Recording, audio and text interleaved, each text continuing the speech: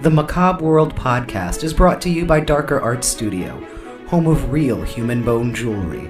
Stock and custom pieces are available, so visit us on the web at www.darkerartstudio.com and show them your darker art side.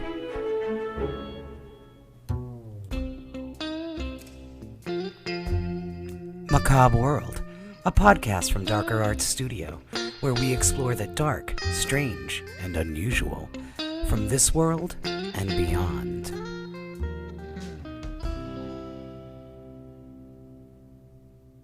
Hello, and thank you for tuning into the Macabre World podcast. I'm your host, Rocky Digati, and with me today, the Mother Superior of the Convent, we have Sophia Wescott from the Convent Tattoo in Deptford, New Jersey. And you may have heard of this place because it was featured on a Ghost Nation episode in season 2 for being very haunted. Sophia, thank you so much for joining us. Thanks, Rocky. I'm happy to be here. So tell us a little bit about how things were going at the studio before the ghost hunters showed up.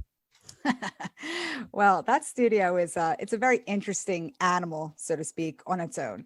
The studio is very large. It's 3,200 square foot. We have a basement, a full middle section that stems from 2 different houses being married together at one point. It has a full upstairs. And believe it or not, the the building itself is kind of situated on what appears to be a triangle from, a lot of, Google Earth or whatever it is that people use. So the building itself started, we bought it in 2014, and it was the most beautiful little rundown building. It was an as-is property. It hadn't been, lived in, and it was vacant for about 3.5 years before we found it. When I first walked in, it was beautiful. The sun was shining, and I thought that, wow, this is it. This is the building we need to be in. Then about a week into our destruction mode before we constructed everything, that's when things started going a little south. And a few of the workers there started having little incidents where their tools would go missing. And I thought, you guys are just forgetting where you're putting them. A lot of footsteps, a lot of talking, a lot of screaming at the time. And we lost a lot of contractors in the beginning. And I thought, yeah, these guys just don't want to work. They're lazy, whatever. They're making up stories. I wasn't against the possibility that there was something otherworldly, if you want to call it, there. But once we started really getting down to the nitty gritty and taking out walls and tearing up floorboards, that's when it started to get very intense. We had a lot of people scratched, pushed. It smelled like straight up death in the upstairs area, which is now my library. Right. And that's when we really started to realize we got a little bit of a problem here. So I let it go for a while, probably a good year, 2 years. We opened up, everything got a little quiet. I thought, it's residual. They didn't like that we were banging out walls, whatever was here, any energies finally decided to leave. And then the customers started with, I think something just grabbed me. Oh my. or somebody had gotten their feet tickled. So it started out very, very funny. So a lot of men had said to us that it felt like somebody was pickpocketing them. And I thought, this is just strangest behavior of tickling feet. I said, I get they're comedians, Right. Well, that's when we started to ponder more upstairs, and that's where our storage is. And that's where it was pretty nasty, very heavy. Anybody who went up there, it didn't matter who you were, male, female, any age, you felt like it was an anvil just saying on your chest. It was very nauseating. You couldn't walk through that room without feeling dizzy. A lot of people had gotten scratched, had gotten shoved, had gotten pushed. Heavy footsteps pretty much all day and night. A lot of the customers started to think that I had other employees when I was the one in the building with them. So it got really heavy for a while. And finally, one day when one of the gentlemen there got scratched, very, very nasty on his stomach, very red, it welted up. And I finally said, you know what, I got to find somebody. Like, there's a problem here. We need to get rid of this. I don't know what it is. So I found a team here from New Jersey called New Jersey Rope. They are phenomenal. They've been a team I've been working with for the past 3 or 4 years now. They were able to come in and it's funny when the one lead investigator, Frank, he came in within 5 minutes. He comes up to me and he goes, "You did not tell me this place was this active." I said, "I didn't know." I said, "I thought it was just one." I said, "You're kidding me." He goes, "Oh no, he goes, "It's like they're coming out of the woodwork. You know, we're getting voices here. We're getting movement here. We're getting pushed over here." He goes, I can't believe this." And I said, "Well, neither can I. I'm going to go sit outside." So they started to investigate and they realized that this is a lot more active than I even knew. All the activity used to be above my station, which is in the library area. We were able to realize there was somebody there that was not very happy. We don't know if he just, in life or in death, he was a jerk. It Finally, yes, it does. So finally, when we were able to kind of do a cleansing, let anybody leave that wanted to leave, we did a cleansing. We opened up all the doors and windows. We said, "Look, if you want to cross over, we're here to help you. If you want to stay, you have to behave." So we did lay down some ground rules. Basically, the day after the cleansing, it seemed like the place just exploded. We had so much talking, so much movement, things were moving, doors were slamming. And I thought, oh my God, what came into this place now? So I was freaking out. I'm not going to lie. I was freaking out. And I said, That's how am I supposed to? I almost sold the building, actually. There's so much activity in there that it was to the point where we didn't get a moment's of peace. We didn't know what would happen next. We didn't know what lights would go off. They would turn off my power unit while I was tattooing. Sure. Yeah. I used to think it was an electrical problem. I thought, oh God, the building's going to burn down. Like it was just it was pretty awful at first. But then when we realized that whatever spirit or entity or, presence that was upstairs finally must have left, everybody else was like, "Woohoo, the ass is gone. We're going to party." And they all came out in droves and they haven't left. We believe they've been here long before us and they will be there long after us. We do believe it's a lot of the owners of the original properties. It is on a farmland. The one part of the building was built in 1950. The other part, we're not quite sure. We've been trying to do our own research and kind of come to terms with, okay, we know that it was moved from a few streets over. But other than that, it's just been a whirlwind. Every day you go in there, you never know what you're going to find, what you're going to hear, who's going to be touched. And trying to keep the customers calm has been I think probably one of the most difficult things for us to handle as just, living. A lot of times the customers will come in or see something or think they saw something or not sure and they feel a little uneasy. Other times, I've lost multiple artists because of the spirits. They really like to mess with them. And I always try to explain to them, listen, whether you're a believer or not, I'm not here to make you believe, but you will become a believer if you stay in the shop long enough. Oh, absolutely. And a lot of them they just can't, they couldn't take it. It's a little too much for them, which I understand. It's intense. So right now, I think that would be the word I'd use because I've been in spirit intense situations. Yeah. Yeah. So, a lot of times we just kind of roll with it and, let it happen. If somebody says, "Hey, I think I saw somebody standing on the steps," I'm like, "You probably did." So now I just admit it. I used to lie about it all the time because I was so afraid of losing business. But, the ones that are there, they are friendly. They do have rules. They cannot go home with anybody. They cannot come home with me. They cannot push anybody just out of a chuckle on their end. I ask them, please do not move my stuff when I'm trying to work. Most of the times they listen, most of the times they don't. So it's kind of a 50-50. You never know. It's a mood thing. It really is. And it does depend on their moods. Some days you'll get, the ones from the front of the house come out more and be more active. Sometimes it's the back of the house, but no matter which part of the house it's in, it's morning, noon, and night. It doesn't matter if it's a weekend, holiday, rainy day, sunny day. If they're out and they want to say something, they do. So we just go with it. Now, how did you end up? Was it through that New Jersey group that you ended up getting put in touch with the team from, at the time it was Ghost Nation. Now they're back to being Taps. I'm talking about the folks with the show, Jay Hawes, Steve Gonsalves, Dave Tango, that group. Yeah. So what had happened was, I guess it would be their liaisons or their production crew had called around to different states and to different people and wanted to know if anybody had a place that was very active that they knew of that might need extra help.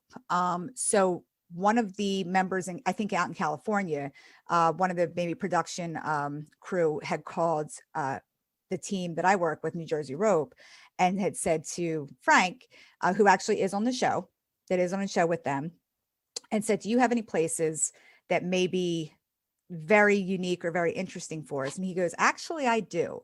He contacted me. He says, how would you feel about them coming out? And at first I really did not want to be on TV. I did not want anybody coming in and stirring things up. We've gotten to a point where we can all coexist. Right. And that was what we were really hoping for. We work with them. I go in every morning and I say good morning. I leave every night. I say good night. I talk to them throughout the day. It tends to keep them a little chill. When you ignore them, that's when it gets a little bit heavy. But Frank got a hold of me. I said, you know what, Frank? He says, look, he goes, they're a national show. He says they're the Travel Channel at the time when they weren't with Sci-Fi anymore. And he says, you know what? They have the equipment that we can only dream of. Sure. He says they have the extra equipment. They have the manpower. They have the team. He says, you know what? It won't hurt for them to come out. It's not like they don't know it's haunted already. We're not trying to figure out, is it haunted? We already know it is. He says, but you know what? Maybe they can find something else out that we can't because of the equipment that they have. He goes, let them come out. Maybe, I can learn something from them. We can learn something from each other. And he says, just see what they come up with. So that was why I had agreed to let the show in. And I was very hesitant. Like I said, I'm not really a TV person. Honestly, sometimes I could care less, but I thought, you know what? I would love to know who else could be here because there are so many. And we really do get a lot of either hitchhikers from people that come into the studio. We have people that come and go. Right. We do get new ones and they do leave and sometimes they stay, but they all get set with the same set of rules that we have for all of our resident ghosts that are there. But when the team came out, they were phenomenal. It was great. I think even maybe Jason a little bit was a little shocked at how active it was for being this little podunk tattoo shop in the middle of Deptford, New Jersey. It's a building. We're kind of set back. It's kind of a little hidden gem. I always say it's my own private island, me and the spirits. Hello. But I think that that was how the team actually came to coming to the studio. And the stuff that they found for us was amazing because we had new names, we had seen death certificates, and they were able to capture and at least justify for me that I wasn't crazy. And they were able to solidify at least most of the spirits that we had already known were there. I'm interjecting just quickly. Some folks may not be familiar with this area of New Jersey. And in a wonderful coincidence, you and I are local to each other by just a hop, skip, and a jump. But folks are listening to this podcast all over the world, we hope. And Deptford, New Jersey is sort of a little hamlet that's, half farmland, half shopping mall that is maybe 20 minutes, 25 minutes outside of Philadelphia. And so it's a pretty, it's a shopping area. And as you go out into the other areas, this area of South Jersey is mostly farm, and there are some older villages.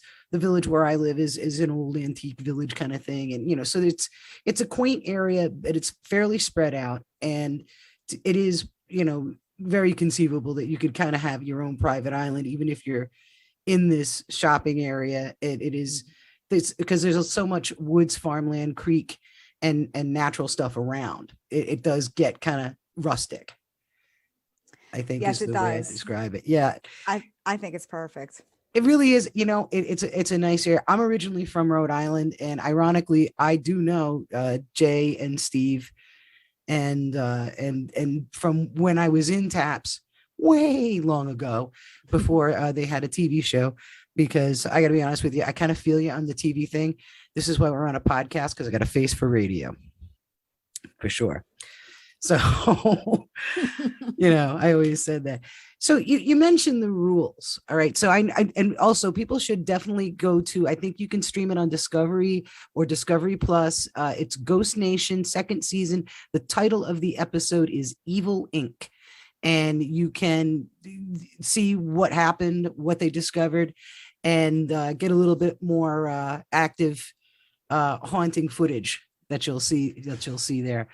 So you mentioned the rules, and how do you lay down the law in this case? I mean, it's a little unusual. How do you let your requests be known and that they stuck? How does that work? Yeah, so it's definitely bizarre, to say the least. When I was first working with my team here, they kind of helped me transform myself into being a better person for the shop and for the spirits. I will admit, at first, I was terrified. I mean, you couldn't walk into that place without feeling just eyes on you constantly. It would always be very dark, even in bright daylight, sunny days. Just very dark and just very brooding. And it made you feel very uncomfortable, to the fact that they wouldn't even let me set my alarm system at nighttime. There was always movement in the back. There was always movement in the front. But when we started to work with the team, and they came out and they said, look, you have to lay down ground rules. This is your building. You are the owner. You work here every day. He said, they're going to be here no matter what. He goes, the nice thing is, the one thing that we've figured in all the investigations that we've done, they are friendly. He says, they are human spirits. He says, so human spirits do have free will.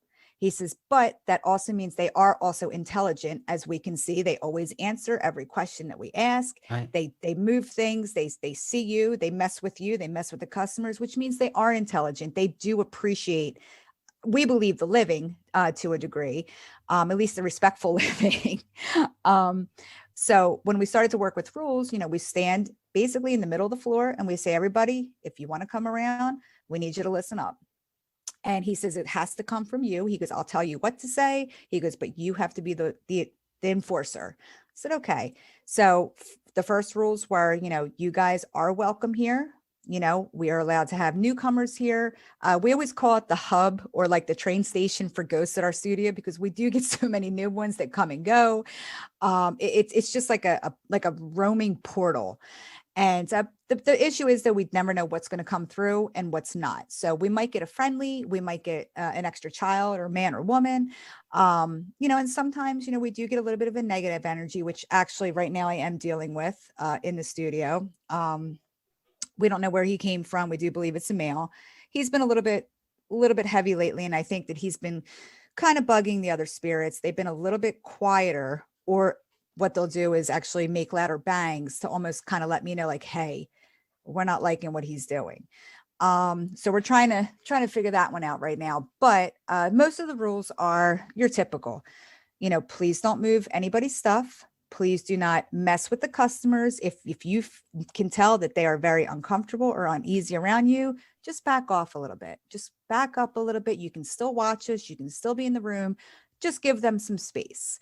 I can kind of feel them. I never was. I'm not a medium. I'm not a psychic. I'm not any of those things. But when they are around, it does get very cold, to the point where the heat can be cranked at 100 degrees and you feel it. They are not allowed to follow anybody home. So I want customers to know that they will not have to worry about that. They cannot follow me home. We do ask them to not move objects. We do ask them to just be respectful of all of the other oddities and artwork in the studio. I do ask the kids, I do leave the kids little toys to play with. Sometimes they're moved in the mornings when we come in. So they know that they're cared for and they are loved and they are welcome there. But they have certain things that they can play with and can mess with, as opposed to the artwork on the walls, as opposed to, we do have 5 human skeletons in the studio, which are my babies. I love them to death. Yeah, we do have a bunch of human skulls, a lot of taxidermy. So they know that they can't really mess with those things. And I respect them. They respect me. So far, we've had a great working relationship. And occasionally, if they do get bored, they do get a little rambunctious, which is understandable. Me too. I wasn't get living. it. Yeah, I get it. I get, a little bored sometimes too. I act up. But as long as we keep enforcing the rules, say, for instance, if something is out of place that shouldn't be touched, I always make sure to come in and say, all right, guys, the rules. Please don't do this again. And they usually do respect it, which is nice. We have a great coexistence. Now, before acquiring the building and having this experience, were you a believer? Yes, I was. I had never had too many day-to-day experiences with the paranormal before buying the studio. A few here and there through life. Not to say I wasn't a believer before, but I definitely welcome only the good spirits, like the ones that found a home within my studio. And I do welcome them with open arms now that I understand, now that I, have worked with them for so many years. And it's, to be honest with you, if they all left one day, I think I'd be very lonely. They're, we've kind of become family. It's weird. I'm family with ghosts. What can I say? Oh, it's not that weird because there's a lady somewhere, I think she's in England, who's going to marry one. Nice. Yeah. Well, I'm trying to figure out, who leads when they dance. I don't get it. But but yeah, only reason I ask is like, we've all, I think a lot of people, especially, those who'd be prone to listening to the podcast, if they aren't believers, have had at least some experiences in their life that they've questioned. Like, geez, that was strange. I can't quite explain it. I'm not sure if I'm a believer. So you weren't a skeptic going in. You were kind of like open to it. And then this just, ooh, yeah. Oh, absolutely. I was open to it with wholeheartedly, both feet on the ground. I just never expected to buy the, now we quote it, the haunted, extremely haunted tattoo studio.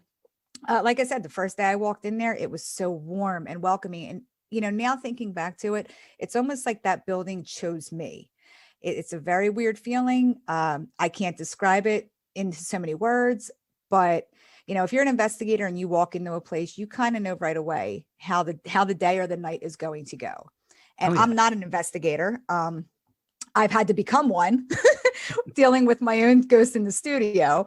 But yeah, I was a believer, but I never fully grasped the magnitude of, nature and the magnitude of the unknown until I started to work in the studio day in and day out. And it's amazing to me because they do so many different things. There's so many different personalities of spirits and, knowing that they are human spirits, which thank God.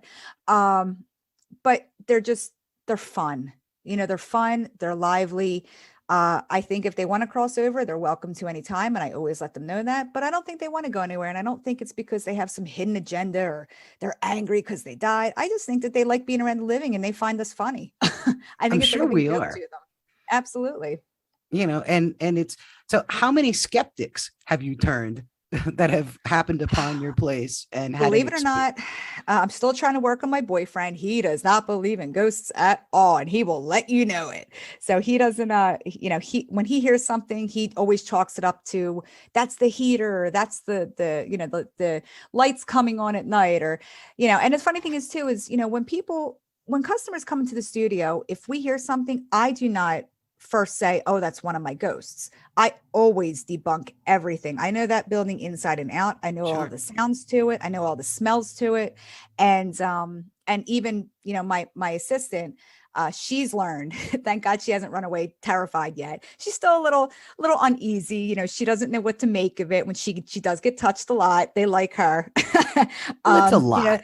It is a lot. And, when the skeptics come in, I never say anything about the ghosts unless somebody has either seen Ghost Nation or they've heard of the studio. I never tell people because myself, working there, I document everything that happens during a day, the time frame, what the weather was like outside, what time of night, was it a certain time of year? And the skeptics that come in, I never tell them. And all of a sudden, if you see them kind of move a certain way, or you see that they look like they saw something and they can't explain it, like you said, some people can't explain what they might have just seen. Right. They usually will pretty much say, is this place haunted? And I said, I thought you weren't a believer. Right. So, and they're like, well, I think I just saw a guy standing in your hallway and there's no customers here but us. And I said, well, then you saw him. I said, I'm not going to tell you it was a ghost or not. I need you to make your own, perception of it. But usually you'll see them sort of turn and, or if they get grabbed, a lot of the kids like to come out, especially during the day. You'll hear balls bouncing on the floor. You'll hear the footsteps. You'll hear giggles. And people know that no children are allowed in the studio. I have no children of my own.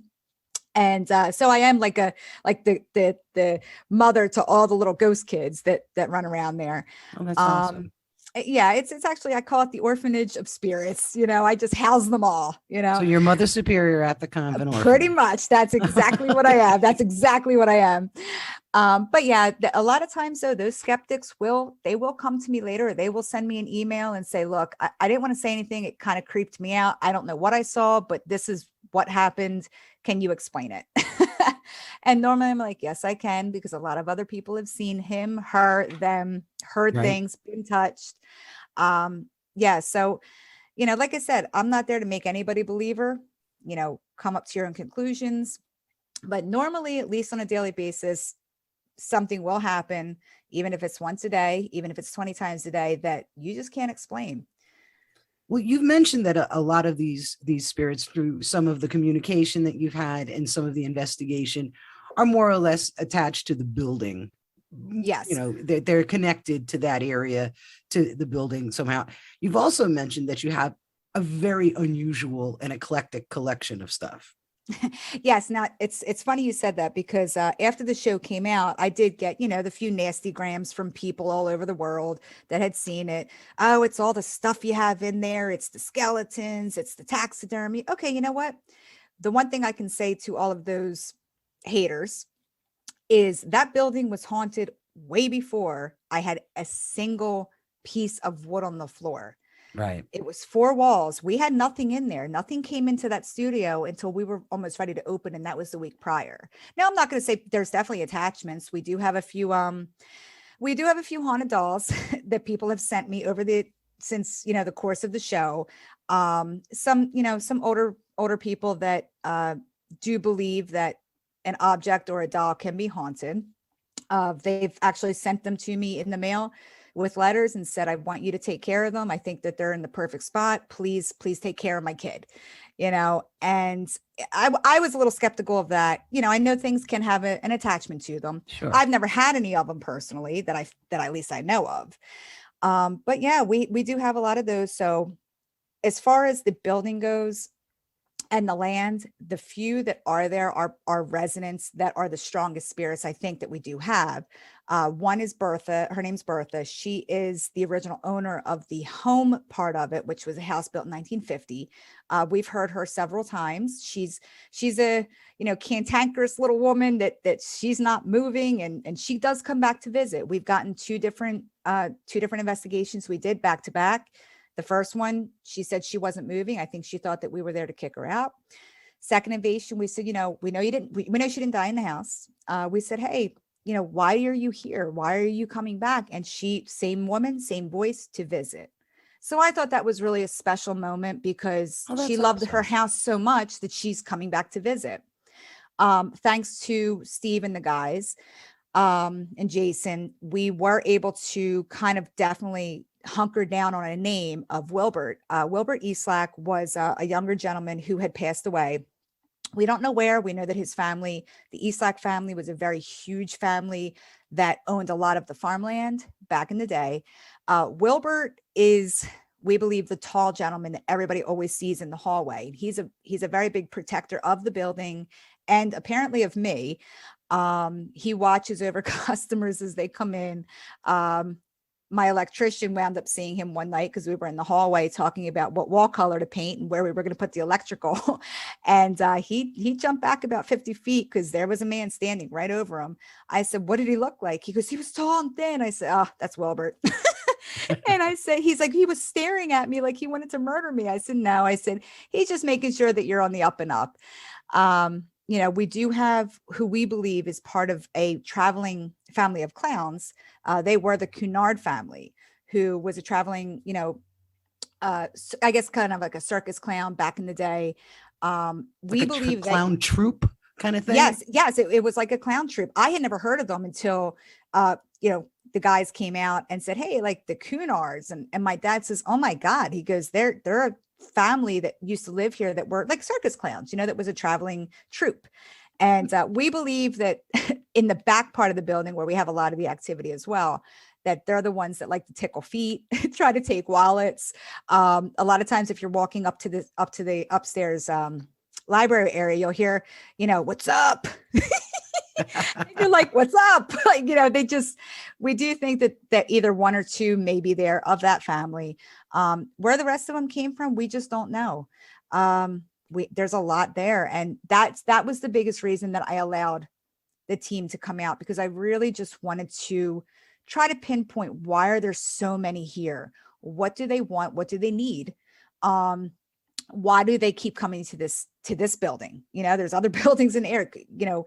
If it's too, I always say that there's no more vacancy at the convent. Like, there's just no more vacancy. We can't house anymore, but apparently they find a way to work it.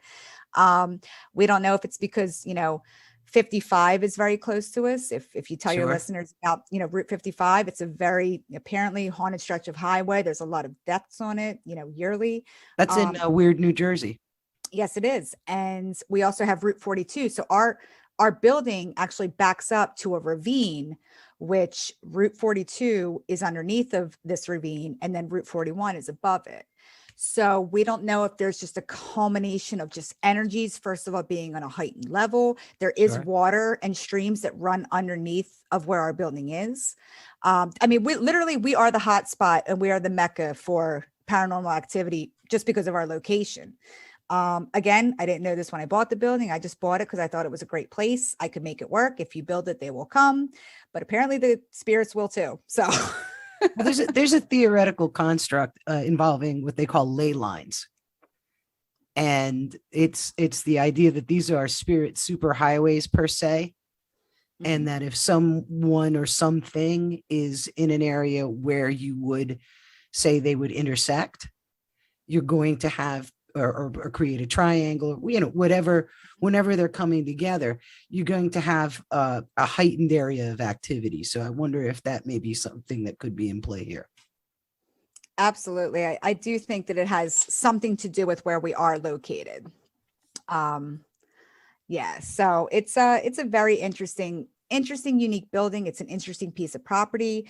I never knew that the outside might have had walking spirits too, until a few of my friends who are police officers will kind of sit back there in my parking lot at nighttime, 2, 3 in the morning, doing some paperwork. It's quiet. Sure. And one of my friends had texted me about 3 in the morning. He goes, "I am never sitting in your parking lot again."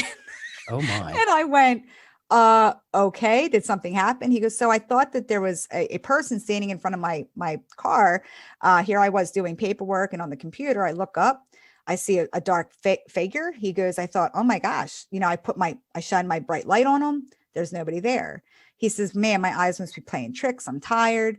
The next thing you know, he puts his light down, goes back to doing paperwork. About 5 minutes later, he goes, "I swore that there were 2 people standing on the side of my cop car."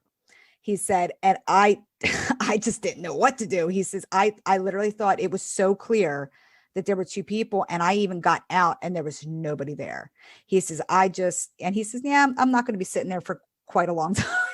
I went, well, so I guess they're different outside spot. too. Yeah. So it's a very unique building, a very unique piece of land. And I guess I'm just lucky and happy to have it. I think it's like a perfect storm. It sounds like, It truly is. Of that. It truly is. Let's talk a little bit about your art. I mean, you've got some wonderful inspiration. And how long have you been a tattoo artist? I've been a tattoo artist since 2000. So I just hit my 22-year mark actually this month. Congratulations. Thank you. Yeah. So I'm a tattoo artist and I am a body piercer, same amount of time. It's funny because originally I did not want to be a tattoo artist. That was not my goal in life. My goal was, believe it or not, to be a forensic artist. I'd rather deal with the dead than the living. So I feel you. Go figure. And one creepy artist to another. I totally get where you're coming from. Absolutely. I love the human body. I love bones. That's why I have so many skeletons, which I'm always on the hunt for more skeletons. I love them. I love having them around. And actually I do use it in my studies when I do art, when I do tattoos. I am a classically trained artist. I did go to college strictly for art.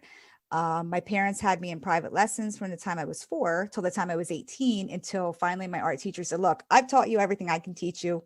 Go to college, pay the money, get the little certificate to call yourself a professional, and then move on from there." So that's what I did. And my my junior year in college, I was asked by another local tattoo artist to come in as their, to draw all their stuff for them. And I thought, why not? I got a year left of school before I go in for more of my forensics teachings. I said, I'll give it a whirl. So speaking of some of your art, what's your style? I mean, what's when folks are looking for a particular style that, an artist is really, really, are you biomechanical or biomedical or? Believe it or not, I've had to accustom myself to working in every style. Sure. I try to be as proficient as possible in each style that I work in. I do love everything. I'm not a huge fan of tribal anymore. I did a lot of that back in 2000s to like 2005, just because to me, it just bores me. I mean, it looks cool, but I get bored very easily. I like more of the dark, death inspired, Gothic surreal, very gothic themes. But unfortunately, the area that we're in, we are in New Jersey. A lot of people sometimes do not come to a female artist for a lot of that. They think that it's, again, male dominated industry, which I have no problem with because there's a phenomenal male artist out there. My God. And also females, but sometimes female artists don't want to just do flowers all day long. Sure. And I have nothing against flowers. I love flowers. I think they're gorgeous, but if you're going to bring me a flower, bring me like a Venus flytrap. You know what I'm saying? Like bring me something that's carnivorous and really cool. I've strayed away from, yes, bring me Audrey, please. For me though, if you asked me to pick a favorite, I would say a lot of horror themes, a lot of, like I said, that dark, grueling death. I love skulls. I would do a skull every day of my life if I could. Oh yeah. They're fantastic. They're beautiful. They're a lot of fun. They're so unusual. And every single skull is different. Every jawline, every, brow line, every nasal cavity, they're all so unique and different. And that's what I love about, the darker brooding, it's death, we all, we're born, there's life, death, and then afterlife and everything. So, it's funny how if you had the spirit world teaches you a little bit about what we know and what we don't about the spirit afterlife kind of stuff. Mm-hmm. Yes, it is. And, but I try to work in every style. If you bring me something, I can pretty much either emulate it or do something very similar. And I think that as an artist keeps you current. It keeps you motivated. If I was always doing the same style or the same thing every single day, I would hate life. I would hate my job. I would hate You'd be life. a machine. Absolutely. And I'm not a machine. That's what makes us all artists. That, even with jewelry making and working with, bones, if you had to do the same piece every single time, I think I'd probably quit. It wouldn't be fun anymore. No, I'll just go become a grave digger or something. I'm not sure, but I have a cemetery if you need one. Oh, perfect. I'm the head trustee at a cemetery. Wonderful. I have no problem helping. And that has no relation to where I get my bones whatsoever. I'm the retired medical specimen. I also work in the medical field. But beautiful. We're gonna have a talk there. Yes. Oh, I've already got presents picked out. But it's crazy because it's true. When you need to be aware on trend. I think now I have two pieces of art. I think that it's not. There was a time I want to say it's got to be more than a couple of 3 decades ago, but there was like only sailors had tattoos and stuff like that. Mm-hmm. And it's become a really beautiful living art culture statement, I think. Absolutely. I mean, some of my clients are doctors, lawyers, soccer moms, blue collar workers. The reason I love this job now so much is the people and the different variations of people that I get to meet on a daily basis. I never know what I'm going to get. I never know what's coming through the door. And you know what? It's just nice. We're there for people at their happiest times. We're there for people at their lowest times. We're there for people, in any time of their life, or if they need that comfort. We're like the therapist, the hairdresser, the tattoo artist, we're everything all balled up in the one, and it makes it for a great relationship with the individuals that come in. And it also makes it great for us as humans. Do you know, you just said, and I'm sure this isn't lost on the folks listening through, basically the exact same thing about your clients that you say about your spirits. Yeah. It was Yeah, just it's kind of, it's like, you just want people to be happy, enjoy being there, be fulfilled. And what a terrific philosophy. I can't imagine anybody wouldn't feel comfortable, welcome, and enthusiastic to have something done at your shop. I think that's fantastic. thank Speaking you, of thank you. fantastic stuff at your shop, this podcast is going to air before May 21st. On Saturday, Ooh. May 21st, it's Skeletons at the Convent. Skeletons in the Convent. In the Convent. No, Oh, no my pun apologies. intended. Skeletons in the Convent. Yes. And you're going to tell us a little bit about that event. That's going to be happening on Saturday, May 21st at the Convent Tattoo and in Deptford, New Jersey. Tell us about that. Absolutely. So we decided to do the Skeletons in the Convent event to actually really give back to the community and help other small businesses. The vendors that we've so much, grouped together, you being one of them, which we're so excited to have you. I'm so Very glad you excited found to this. So we're hosting this Oddities and Curiosities show to really help out small businesses. COVID put a lot of people on back burners. A lot of people did lose their careers, their jobs, their small businesses because of being shut down for so long. So we decided that we wanted to do something for the vendor. The show itself, we've made free to vendors because I don't want any money for it. I want them to be able to showcase their beautiful dark art, their peculiarities, their oddities, the unusualness that they are as artists. We thought that this kind of show would be wonderful because there isn't any show like that in this immediate area. There's There plenty, isn't. no, you can go to Pennsylvania sometimes, and all around the world, you'll see the other oddity shows that they have, and they usually are, a fee to get in. There's a fee for vendors, but we wanted to make this free entirely to the vendors and to the public. So they will come and shop small for the people that really deserve to have a bright light shined on such a dark and brooding art. There's plenty of other craft shows for the brighter artists, and I love them and I love craft shows, but this is a craft show strictly for the dark artists. And I think that they really need to be brought out in a great light. They do some amazing stuff. It's just a way to show appreciation for the small businesses. Some of our vendors include handmade jewelry, all sorts of real bones. Oh, wink, yeah. wink. Bones are big. Crystals, different taxidermy pieces, photography, some cemetery photography, resin pieces, dark florists, and so on and so forth. And the studio itself, we will also be vending, besides hosting the show, and some of the pieces are including handmade resin skulls with geode style crystals decorations. Oh, cool. Beautiful floral stars. And all of our pieces are made with real items, including gold and silver, copper, crystals, dried flowers and whatnot, and a few bones and teeth. And that's why, Rocky, we're so happy to have you there. We are so stoked to see your amazing bone art. We love it. I just got a shipment in today. Oh, you're getting me excited. I am all excited. And it's funny. I work exclusively in human bone. I mean, there's our tremendous artists out there that do beautiful things with animal skulls. And I mean, every once in a while, someone will give me something and I'll, make something for them or whatever. But as far as the stuff that I vend, it's all human bones. And I think you're going to feel me on this. The reason I love bones so much is I think that that's like the great equalizer. And I'm going to pull out a name and you're going to go, oh my God, yes, him. One of the people that inspired me as far as art and death and bones is Frank Bender. Oh, I knew it. I totally could see all that coming when you said forensic artist and knowing that you're the late Frank Bender was an inspiring individual, I think is the best way to describe him. He was a forensic sculptor for those who may not be familiar, and you can Google him and see his amazing work in finding the missing. They would give him Jane Doe or John Doe skulls, and he would do the forensic sculpting process. And there was something I think special in the way he worked with his pieces. He connected. Mm-hmm. And I think that he was able throughout his career, and he had a studio on South Street in Philly.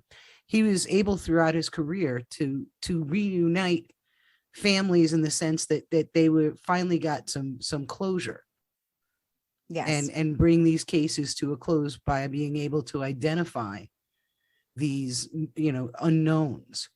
And it was, he would put details that weren't forensic in there, I guess, like the style of glasses or the way the expression was, or there was something extra in what he did that really captured the essence and if you will, the spirit of the person. Yeah. So I always think that bones are the great equalizer. We're all the same underneath the everything else. We're all skeletons under here. Absolutely. And that's what I think it's so funny you said that, because when the customers come in, they don't realize that the skeletons are real for the most part, which is pretty funny to me.